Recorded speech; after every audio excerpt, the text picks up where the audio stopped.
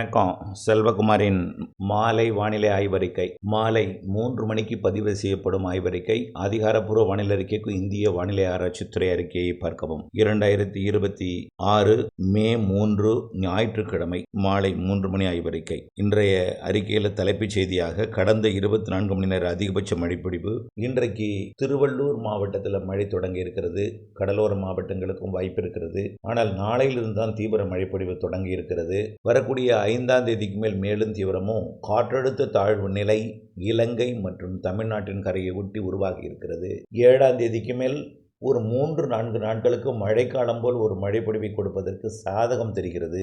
ஆகியவை காற்றழுத்த தாழ்வு நிலை தொடர் மழைப்பொழிவை கொடுப்பதற்கு வாய்ப்பு இருக்கிற நிலையில் 15ஆம் தேதி வரை இந்த மழைப்பொழிவு தொடர்வதற்கும் அடுத்த நிகழ்வு உருவாகி அதனைத் தொடர்ந்து வெப்பச்சலன இடிமழை பொழிவும் அதனைத் தொடர்ந்து தென்மேற்கு பருவமழையும் மே முழுவதுமே மழைக்கு சாதகம் இருக்கிறது. இதுவரைக்கும் மேற்கு மாவட்டங்கள், உள் மாவட்டங்கள், தென் மாவட்டங்களில் நாம் எதிர்பார்த்தது போலவே பெய்து வந்த மழை. நல்லா யோசிச்சு பார்க்கணும். யாருமே வானிலை அறிக்கையை பார்க்கறதே இல்லை. நாம தான் முதல்ல சொல்கிறோம், நாம தான் நீண்ட கால அறிக்கையே சொல்கிறோம், தாழ்வு நிலை உருவாகும்னு சொல்கிறோம், கோடை மழையெல்லாம் இந்த தேதியில் தொடங்கும், தீவிர மழைன்னு சொல்லி திரும்ப சொல்லிகிட்டே இருக்கோம். முதல் 15-20 நாட்களுக்கு முன்பே உறுதிப்படுத்தி எல்லா அறிக்கையிலையும் ஒரு தேதியை சொல்லி இந்த தேதியில் தொடங்கும்னு சொல்லி தென் மாவட்டங்கள், மேற்கு மாவட்டங்கள் அதிகமாக இருக்கும். பிறகு படிப்படியாக கடலோரம் நெருங்கும். படிப்படியாக கடலோரம் நெருங்கி போராடி நெருங்கும். தாமதமாக தான் நெருங்கும்.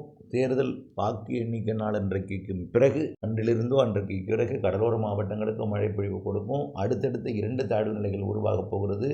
வங்கக்கடலில் ஒன்று, அரபிக்கடலில் ஒன்றும். மேலும் மே மாதத்தில் முன்கூட்டியே தொடங்கும் தென்மேற்கு பருவமழை. இதெல்லாமே நம்ம தான் முன்கூட்டியே சொல்கிறோம். ஆனால் அறிக்கையை யாருமே பார்க்கறது இல்லை. நீங்களும் யாரையும் பார்க்கணுங்கிறது மாதிரி ஃபார்வர்ட் பண்ணுறதும் இல்லை. தயவு செய்து நேரடியாக திடீர்னு உள்ள வந்து மழை பெய்யுமா சார், அப்புறம் ஆங்காங்கே மழை பெய்யுது, நமக்கு மழை பெய்யாதா சார், எப்போ சார் நமக்கு மழை உண்டா இல்லையா, வெயில் எப்போ குறையும், இதெல்லாம் வந்து கேட்குறாங்க. தலைப்பிலேயே போட்டிருக்கோம், உள்ளே போய் பார்க்கணுன்னு கூட தேவை கிடையாது. தலைப்பிலே போட்டிருக்கோம், கேட்டுகிட்டே இருக்காங்க. தயவுசெய்து புரிஞ்சுக்குங்க. தயவுசெய்து உங்களால் முடிந்த அளவுக்கு ஃபார்வர்ட் பண்ணுங்கள்.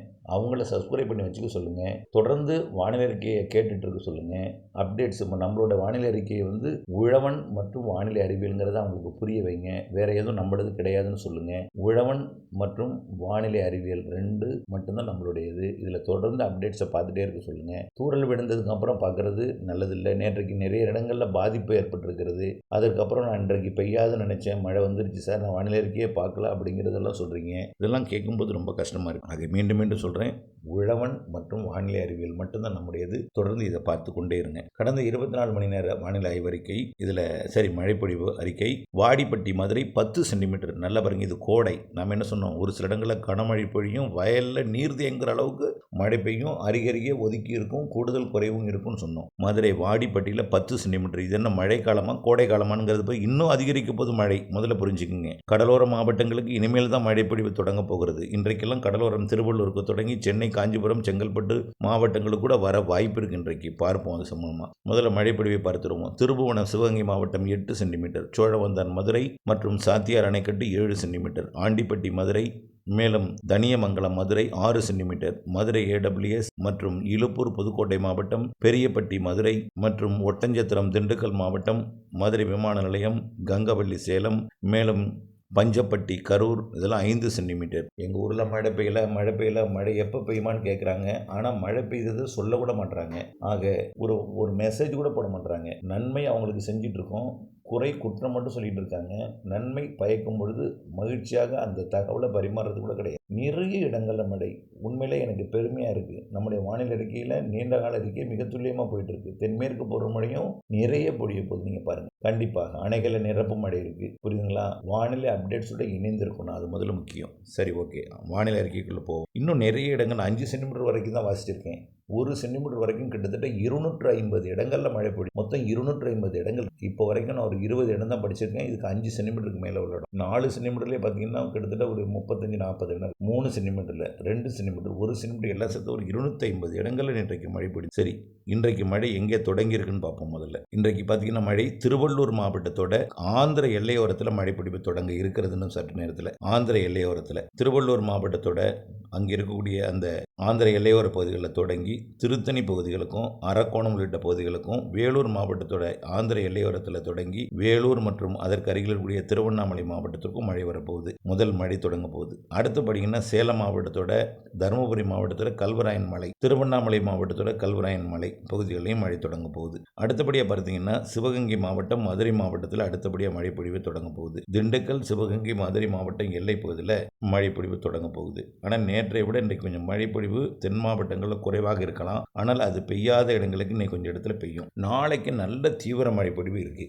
நாளைக்கு மாலை இரவு டெல்டா மாவட்டங்களுக்கு நாளை மாலை இரவு, நாளை மறுநாள் அதிகாலையில் கிடைக்கும். அதாவது 5ஆம் தேதி அதிகாலை டெல்டா மாவட்டங்களின் கடலோர பகுதி வரைக்கும் எட்டும். 6, 7 தேதிகளிலையும் மழை இருந்து கொண்டே இருக்கும். கடலோர மாவட்டங்கள் உட்பட மேற்கு தொடர்ச்சி மலை வரைக்கும், தென் மாவட்டங்கள், மேற்கு தொடர்ச்சி மலை மாவட்டங்கள், தென் உள்பகுதிகள், அனைத்து உள் மாவட்டங்கள், கர்நாடக எல்லையோர மாவட்டங்கள், ஆந்திர எல்லையோர மாவட்டங்கள், அனைத்து கடலோர மாவட்டங்களுக்கும் 5ஆம் தேதியிலிருந்து 5ஆம் தேதி அதிகாலை, அப்புறம் 5ஆம் தேதி மாலை இரவு, 6ஆம் தேதி அதிகாலை, 7ஆம் தேதியிலிருந்து காற்று சுழற்சி உருவாக போகுது. 7ஆம் தேதி இலங்கை மற்றும் அதனை ஒட்டியுள்ள குமரிக்கடல் மற்றும் நிலநடுக்கோட்டு இந்திய பெருங்கடலில் உருவாகக்கூடிய காற்று சுழற்சி இலங்கையை ஒட்டி 8ஆம் தேதி நெருங்கும். 9, 10 தேதிகளில் மேலும் இலங்கைக்கு அருகே தென் தமிழ்நாடு மற்றும் இலங்கை மன்னார் வளைகுடா, தென்மேற்கு வங்கக்கடல் பகுதியில் வந்து அமையும். ஆக 7ஆம் தேதியிலிருந்து காற்றழுத்த தாழ்வு நிலை மழையாக தொடர் மழை பொழிவாக வானம் மேகமூட்டத்துடன் காணப்பட்டு கொண்டே இருக்கும். வெயில் அறவே இருக்காது. இப்போ பார்த்தீங்கன்னா வெயில் வந்து வேலூர் மற்றும் இந்த உள் மாவட்டங்களில் ஆங்காங்கே 100 டிகிரி தாண்டி இருக்குது. இன்றைக்கி நாளைக்கு மட்டும்தான் இந்த வெயில் வேலூரில் அதிகபட்சமாக இருக்குது.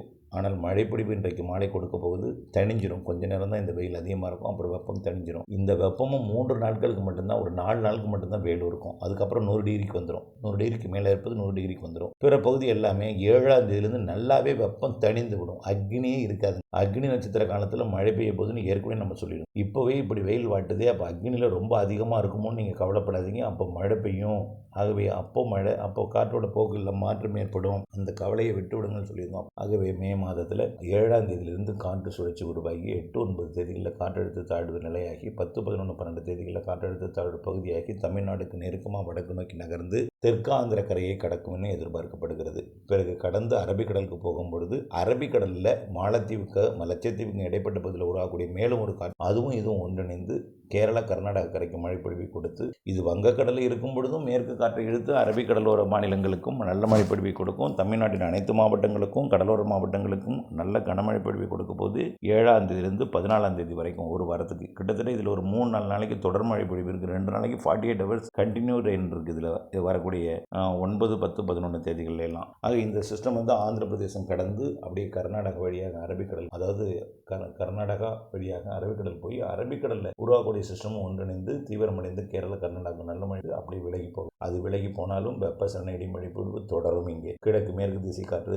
இணைவு காரணமாக வெப்பத்தை தொடரும். பிறகு தென்மேற்கு புறம் கொண்டு வரக்கூடிய காற்று வரும். பிறகு தென்மேற்கு புறமழை நேரத்தில் நிகழ்வு உருவாகி நல்ல மழை பொழிவை கேரளா, தமிழ்நாட்டில் நிறைவு தர பொறுத்திருந்து பாருங்க. வரக்கூடிய நிகழ்வு வங்கக்கடலில் உருவாகி அரபிக்கடல் போகும் பொழுதும், வங்கக்கடலில் இருக்கும் பொழுதும் மேற்கு தொடர்ச்சி மழையில் நிறைய மழை, வங்கக்கடலோரம் உருவாகும் பொழுதே தமிழ்நாட்டின் அனைத்து கடலோரமாகவும் நல்ல மழை பொழிவு. இது வந்து வானிலை முன்னறிவிப்பாகவும் அப்டேட்ஸாகவும் வானிலை மாறுதலுக்கு உட்பட்டது என்ற மனநிலையோட இருங்க. ஏன்னு வச்சிங்களேன், கொஞ்சம் போன்ற சாகுபடியெல்லாம் பாதித்து விடுமோ என்கின்ற அச்சத்தில் என்ன பீதிப்படுத்துறேன்னு சொல்லி செல்லும். உங்களுக்கு நஷ்டம் வரும்பொழுது, கஷ்டம் வந்து விடுமோ என்கின்ற வார்த்தை நினைப்பு வரும்பொழுது, உண்மையை சொல்லும் பொழுது, மழை வரும், தாழ்வு நிலை உருவாகும்னு சொல்லும் பொழுது அதனால் உங்களுக்கு நஷ்டம் ஏற்படும், பாதிக்கும்ன்ட்டு நான் பீதிப்படுத்தி வானிலை அப்டேட்ஸோடு இணைந்திருங்க. உள்ளதை தான் சொல்கிறேன். நாட்கள் நெருங்கட்டும், நிகழ்வு எப்படி இருக்குன்னு பாருங்கள். இதில் புதன், வியாழன் 2 நாள் வானிலைக்கு ஆடியோவாக வருவது கடினம். எழுத்துப்பூர்வமாக இன்றைக்கும் நாளை செவ்வாய்க்கிழமை காலையும் உங்களுக்கு அறிக்கைகள் வரும். செவ்வாய்க்கிழமை காலை கொஞ்சம் விரிவாக கொடுக்குறேன். திங்கள், செவ்வாய் 2 நாள் தெளிவாக பார்த்துங்க. திங்கள் 2 முறை,